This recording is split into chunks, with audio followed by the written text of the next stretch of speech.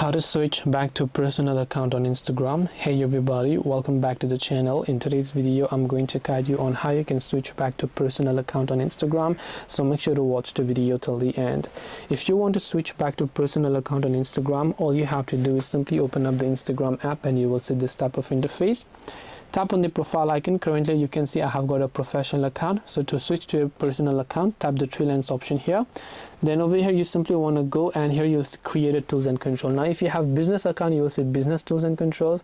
If you have creator account, you will see creator tools and controls. Select that, then select the option called switch account type. Select switch to personal account here, then tap on switch to personal account and your account will get successfully converted back into a personal account.